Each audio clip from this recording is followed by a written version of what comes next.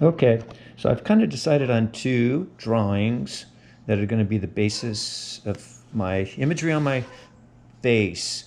And here's one, a male figure, and then here's two, a female figure. I'm going to screw around with them a little bit, but I like the basic compositions pretty good now. So, all right, it says what I want to say.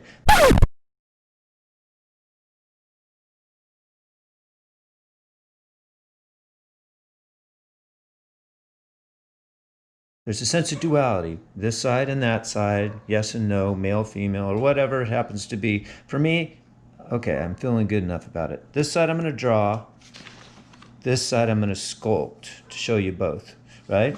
So this one I'm just going to freehand.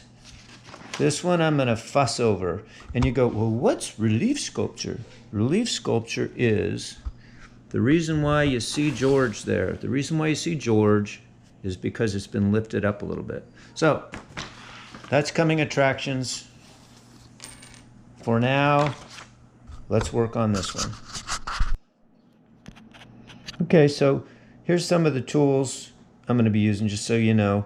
You want to have a variety of tips when you're going to draw. So, I mean, the best tool is just a sharp pencil, right? You can be drawing on the clay, but also really fine tips, you know, like a needle tool. And then if you have a modeling tool or something like this, which has a tip that goes from thick to thin, you can get wide lines and really thin lines, this kind of stuff. Even one of my favorite tools is to have a knife around, right? A little pocket knife, so I can do really fine lines, and you can choke up on it and use it, you know, like a pencil too. Okay, the idea is to have more than one type of tool so you can screw around with the kind of lines you're going to put on it. Good enough.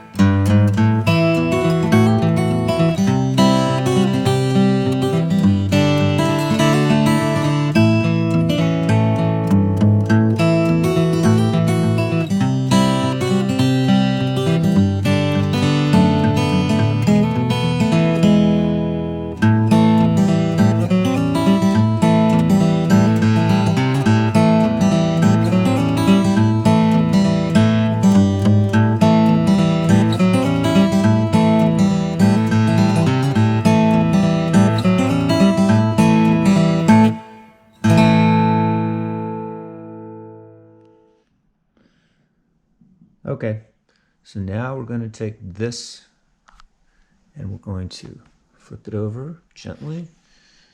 And on this side, we're going to do something different. Rather than that, we're going to do this. So let me show you how we're going to take this image and translate it over here. And then we're going to create a little bit of relief sculpture. Relief sculpture. Relief sculpture.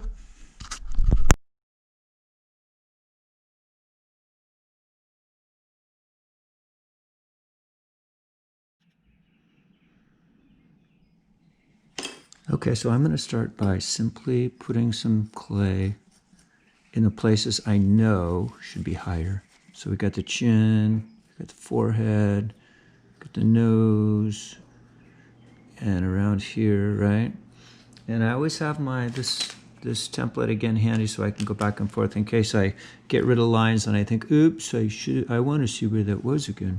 So anyways, and I got a bunch of stuff, all my tools here. So I'm going to just make this come up a little bit. So we got a definite forehead. I'll make this come up a little bit. Got a damp sponge, so I can kind of just be adding moisture where I need to. So I'm creating a slip in place. There's going to be the cheekbones that come up here, right?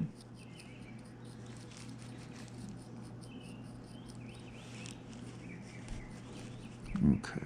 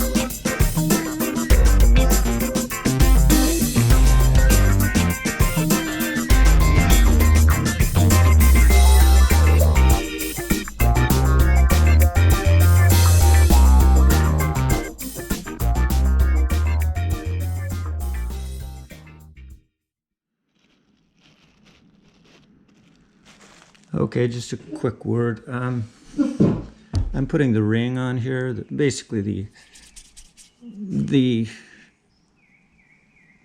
whole kind of framing deal that goes all over. And I scored the heck out of it, right? I've scored this like crazy, and I'm going to go like this and put it on there so I can sculpt it.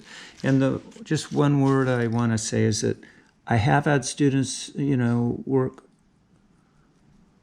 long periods of time on like a really beautiful scene, either for a plaque for the wall or for part of a pot. And they're gorgeous, right? And they put a lot of effort and time into it, but they didn't score very well. And so they were just sticking a lot of clay on top, right? And every so often you get away with that if clay's really, really wet, but most of the time you don't. And the problem with the fact that you don't get away with it is it might look okay right then and there, but later on when something's fired, that's when something's going to come apart. So make sure that any two surfaces that you're putting together, that they're well scored. So I'm going to score like crazy this whole thing and put that ring on it. And then we're going to see this thing keep getting more and more simple. We got a face, we got the ring, and then we'll get a couple little things going on to make it more complicated. But see how it looked really complicated? Now it'll start to look more simple. And then we'll work on details. But anyways, I can't stress that enough, is that if you're going to spend the time on really sculpting something, make sure that you're building it well, that you're all the connecting seams between things. And when you're adding and subtracting clay, especially when you're doing relief sculpture, that you're scoring, because usually your piece that you're applying the clay to, like I am right now, is leather hard. This is leather hard, but the clay that I'm applying to it is wet. So you create an area where both of them are the same because I've moistened back down the moist clay, or the leather hard clay, so that the moist clay and the leather hard clay, they don't know which side is which, right? That's the idea, is they don't know which side is which, and there's an intermediate area here that's really roughed up and scored, and then we'll do the same thing here. So I know it's a little bit like being a mother hen, continually reminding people about stuff like that, but every so often somebody works like crazy on a piece, and we put it in a bisque firing and fire it really, really slowly. So it's not operator error as far as the kiln firing, but the piece was just poorly constructed and it has cracks and things like that. Or every so often, something blows off, usually where it's a little thicker, like a nose will blow off or a chin will blow off or something like that. There's no need for it. Just getting a good habits of scoring things and making sure everything's really well built. All right, enough said. So here is the piece with the ring completely on it. So you have, you can kind of see, I guess first of all, it's important to see that it doesn't really look, the basic areas of where things are is pretty true to the drawing. I mean, things are in the right place. There's a face here, there's an ear, there's, this mass and things for the, and then this horizon line. But right now, especially people that are starting to learn how to sculpt, you get frustrated because it doesn't look exactly like you want it to. I want it to look more like that drawing. It doesn't quite look that way yet. But everything's in place so that it can. And that's the idea here. You have all the highs and lows. You have the faces popping out and the word bubble here and the shell, and then you have the background. And you have this always as a reference. So now it's a matter of going back and forth with the clay mostly in place to work on the details. I mean, of course, the details of this shell and all that kind of stuff are not there yet. But it will be. So stay tuned and we'll see how it goes.